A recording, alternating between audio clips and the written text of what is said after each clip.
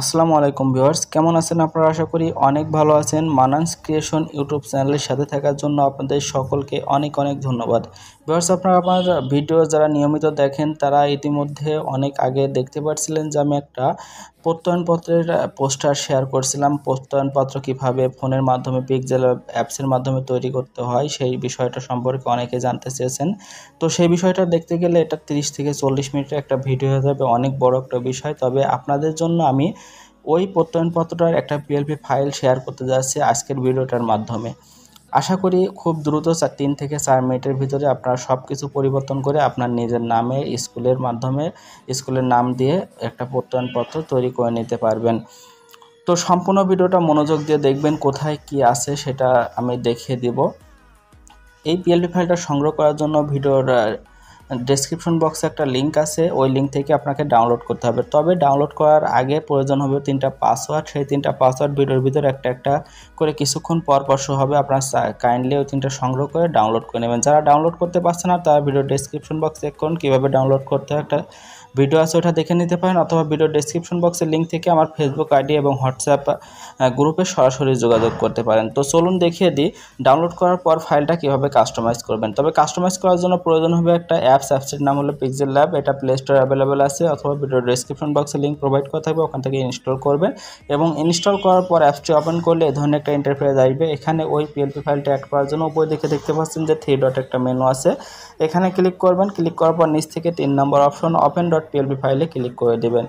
এরপর একদম উপরে দেখতে পাচ্ছেন ডট পিএলপি নামে একটা অপশন আছে, এটার উপর ক্লিক করলে আপনার ফোনে ডাউনলোড ফোল্ডারটা ওপেন হবে। আপনি যদি সঠিকভাবে পাসওয়ার্ড দিয়ে আমার ফাইলটা ডাউনলোড করে থাকেন তাহলে নিচে গেলে দেখতে পারবেন যে প্রশংসাপত্র ডট পিএলপি এরকম একটা ফাইল দেখতে পারবেন। ওটার উপর ক্লিক করে ওপেন অ্যান্ড অ্যাডে ক্লিক করলে এই ফাইলটা সুন্দরভাবে পিক্সেল ল্যাব অ্যাপসের ভিতরে ওপেন হয়ে যাবে।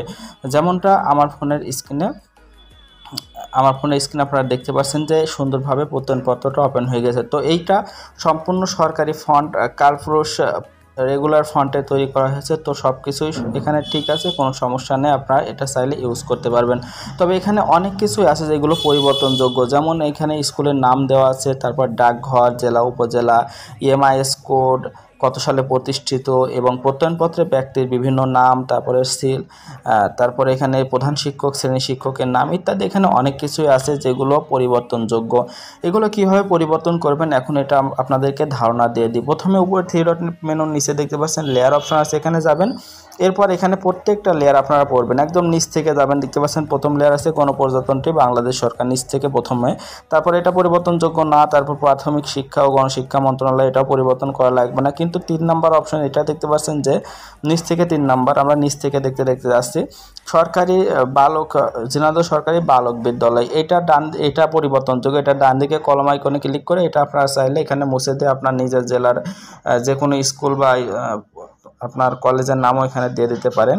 দিয়ে ওকেতে ক্লিক করলে এটা সুন্দরভাবে এটা চেঞ্জ হয়ে যাবে। একইভাবে প্রত্যেকটা লেয়ারের ডান দিকে কলম আইকন আছে, যেটা পরিবর্তন করার মতো সেটা এখান থেকে পরিবর্তন করে নেবেন। আশা করি বুঝতে পারছেন এই লেখাগুলো কিভাবে আপনারা পরিবর্তন করবেন। সমস্ত লেখাগুলো পরিবর্তন করে দেখাইতে গেলে আমার দেখা যাচ্ছে প্রায় 30 থেকে 40 মিনিট একটা ভিডিও হয়ে যাবে। তো সব কিছু পরিবর্তন করে দেখানো সম্ভব নয়, আমি জাস্ট একটা ধারণা দিয়ে দিলাম এগুলো কীভাবে পরিবর্তন করবেন। তো সব কিছু পরিবর্তন করা হয়ে গেলে এটা জেপিজি আকারে সেভ করার জন্য উপরে সেভ অপশনে ক্লিক করবেন। এরপর সেভ অ্যাজ ইমেজে যাবেন, যাওয়ার পর ডেমিনেশনটা কাস্টম থেকে আলট্রা করে দিয়ে সেভ টু গ্যালারি থেকে ক্লিক করে এটা জেপিজি আকারে সেভ হয়ে যাবে। এরপর চাইলে এটা আপনার ফটোশপ বা বিভিন্ন পিডিএফ আকারে তৈরি করে এটা আপনারা প্রিন্ট করে নিতে পারেন। তো আশা করি বুঝতে পারছেন আমার এই প্রত্যয়নপত্রের পিএলপি ফাইলটা সংগ্রহ করে কীভাবে সুন্দর একটা প্রত্যয়নপত্র ডিজাইন করে নেবেন। বুঝতে পারলে এই ভিডিওতে একটা লাইক করবেন। এই ধরনের ভিডিও যদি আপনারা চান তাহলে কমেন্ট বক্সে কমেন্ট করে জানাবেন।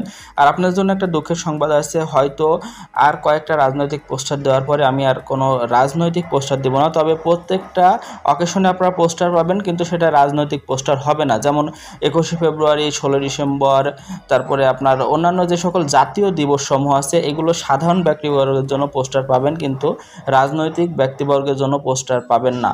কেননা রাজনৈতিক ব্যক্তিবর্গকে নিয়ে পোস্টার কোড আমার অনেকগুলো ভিডিও অলরেডি আছে, সেই ভিডিওগুলো থেকে আপনারা নিতে পারবেন।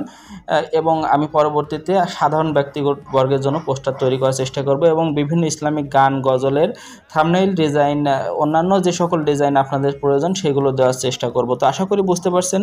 আমার ভিডিওটা দেখে ভালো লাগলে অবশ্যই লাইক, কমেন্ট, শেয়ার করবেন। আর যাওয়ার আগে কাইন্ডলি চ্যানেলটা সাবস্ক্রাইব করবেন যদি চ্যানেলটা আপনাদের প্রয়োজন মনে হয়। ভালো থাকবেন, সুস্থ থাকবেন। ধন্যবাদ সকলকে।